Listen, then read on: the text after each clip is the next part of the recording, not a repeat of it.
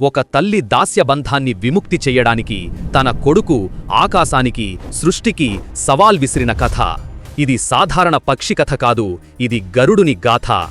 సృష్టి యుగంలో కాలమింకా తొలి అడుగులు వేస్తున్నప్పుడు మహా తపస్వి కశ్యప మహర్షి తపస్సులో నిమగ్నుడయ్యాడు.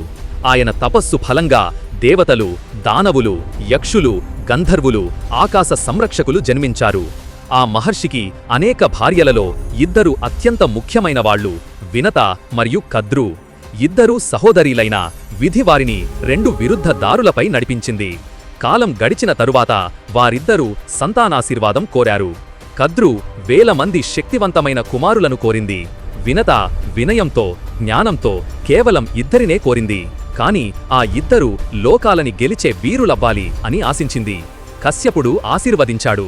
కొంతకాలం తరువాత వారిద్దరి గర్భాల నుండి దివ్యమైన గుడ్లు పుట్టాయి. కద్రు యొక్క 1000 గుడ్లు తక్షణమే పగిలి ఆగ్నేయ కాంతితో ప్రకాశిస్తూ 1000 సర్పాలు పుట్టాయి.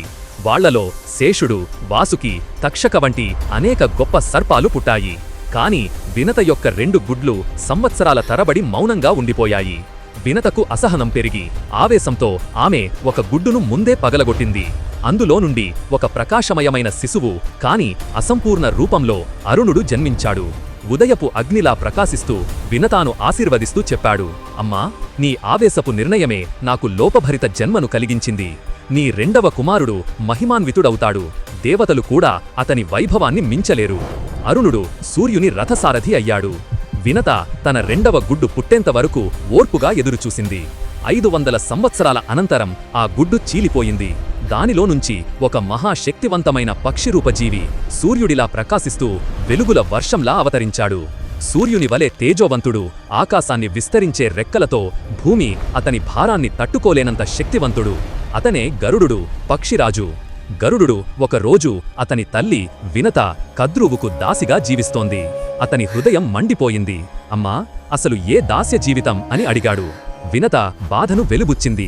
ఒకరోజు నేను మరియు కద్రువు ఉచ్ఛైస్రవస్ను చూశాము. సముద్ర మథనంలో జన్మించిన దివ్య శ్వేత అశ్వం. ఆ అశ్వపు తోక రంగుపై పందెం వేశాము. కద్రువు నలుపు, నేను తెలుపు అని అన్నాను. కద్రువు తన సర్ప సంతానాన్ని ఆ అశ్వపు తోకకు అంటించి అది నలుపుగా కనిపించేలా మాయ చేసింది. ఆ పందెంలో నేను ఓడిపోయాను. ఒప్పందం ప్రకారం నేను ఆమెకు దాసిగా మారాను. అప్పుడు గరుక్మాంతుడు సర్పాలతో ఇలా అడిగాడు, కోపంతో, నా తల్లి విముక్తి కావాలి, మీరు చెప్పండి మీకు ఏమి కావాలో. అప్పుడు ఆ సర్పాలు, మాకు అమృతాన్ని స్వర్గం నుండి తీసుకువస్తే మేము ఆమెను విడిచిపెడతాము. గరుడు ఇప్పటివరకు ఏ జీవి ఎగిరినంత ఎత్తుకు ఎగిరాడు. దేవతలు కాపాడుతున్న స్వర్గాన్ని, అమృతపు కుండను రక్షిస్తున్న దివ్యాగ్ని ప్రాంతాన్ని చేరాడు. అతడు భయంకరమైన సవాళ్లను ఎదుర్కొన్నాడు. చివరికి గరుడు అమృతంతో తిరిగి వస్తుండగా దేవతాధిపతి ఇంద్రుడు తన వజ్రాయుధంతో అతనిపై దాడి చేశాడు. బదులుగా గౌరవంతో ఇలా అన్నాడు, నాకు దేవతలపై ద్వేషం లేదు, నేను కేవలం నా తల్లికి విముక్తి కలిగించాలి అనుకుంటున్నా. గరుడుని ధైర్యం, త్యాగభావం చూసి ఇంద్రుడు అతనిని వదిలిపెట్టాడు.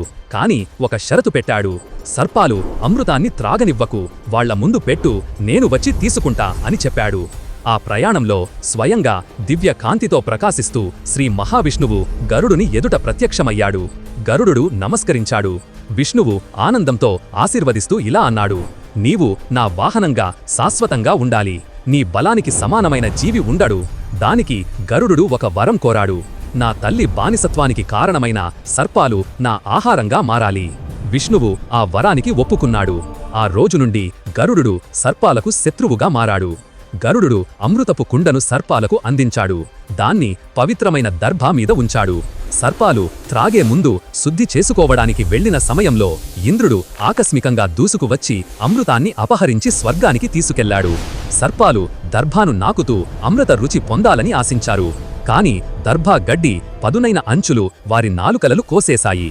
అందుకే సర్పాలకు 2 చీలిన నాలుకలు ఉండటానికి ఇదే కారణం. వినత విముక్తురాలైంది. గరుడు పక్షిరాజుగా శ్రీ మహావిష్ణువు యొక్క శాశ్వత సేవకుడిగా ప్రశంసలు పొందాడు.